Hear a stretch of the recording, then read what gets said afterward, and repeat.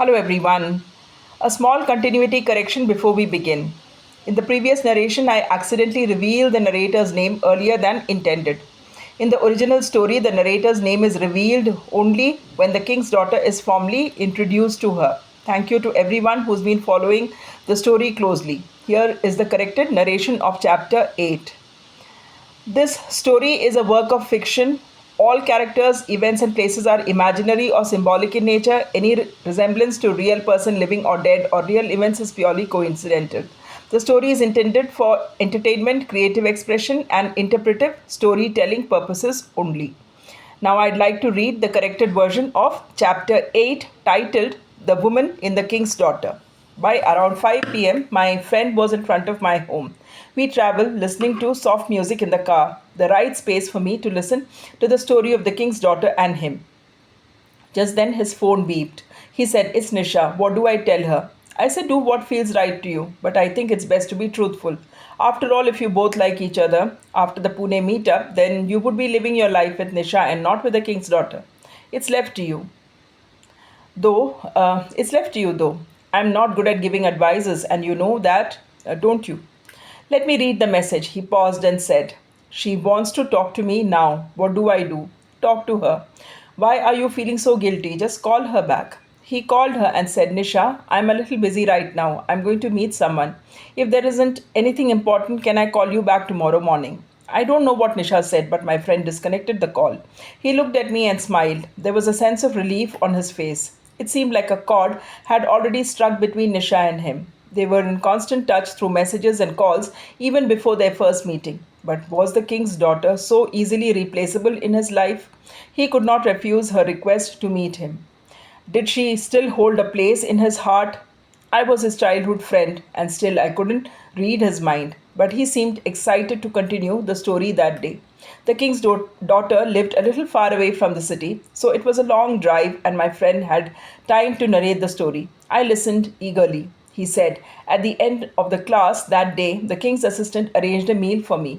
When I was heading to the dining area, the king's daughter asked the guards to lock the room and take the keys with them. She wanted some time alone.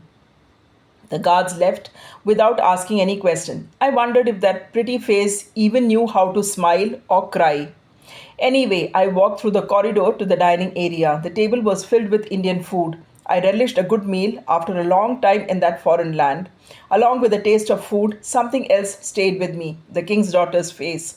I wanted to return, not just for the meal, but to see if I could make her smile. And trust me, she doesn't just look pretty when she smiles, she looks like the most beautiful woman in the world. He continued, "That night I tried to sleep early so that I could finish my work quickly the next day. I was looking forward to meeting her again. Even at work, I kept thinking of ways to make her smile at least once. My colleague, who was also my roommate, was irritated. He had lost his messenger for replying to declined proposals. I had stepped out of that role. He kept frowning at me, and I just smiled politely. I finished work early and reached the palace on time. The king's daughter was dressed in a beautiful traditional attire of her country that day. I, as a writer, choose not to describe her clothes in detail, respecting her privacy." He continued. I kept looking at her face and her paintings. I said, "Have you ever stepped out of this room, sorry. Do you know how beautiful the outside world is? The scent of mud after the first rain, the flower that blooms and spreads fragrance, the colors of the rainbow, the wings of a butterfly. Have you ever felt any of it?" She looked at me sternly and said, "Stick to the subject. Don't try to teach me things I don't need to know." I said, "That is related. The mud you draw lacks its smell. The butterflies you draw lacks color. I am sure you have never seen a rainbow."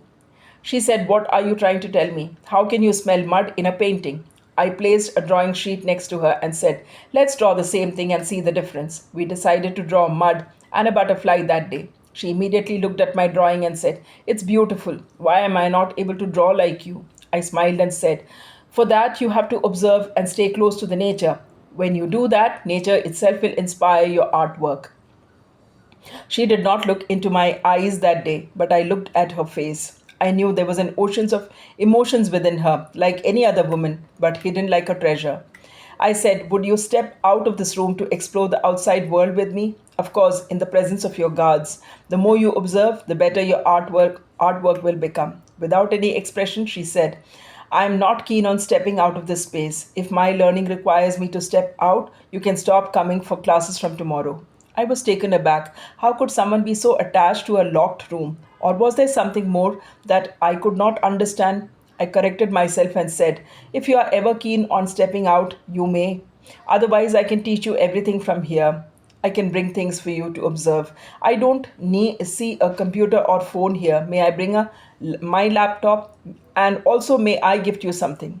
She looked at me and said, I chose.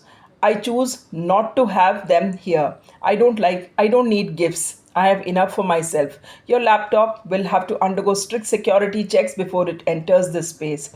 If you are ready for that, I'll inform the king and his assistant, she said, and I was fine with the procedures.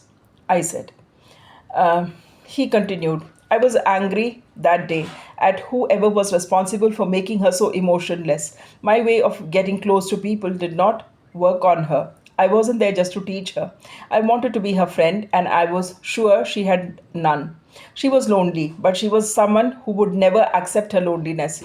We were in the same room, and I'm sure she had not even seen my face. She never looked at me, neither at my face nor into my eyes. All she looked at was the drawing paper and the painting on the board.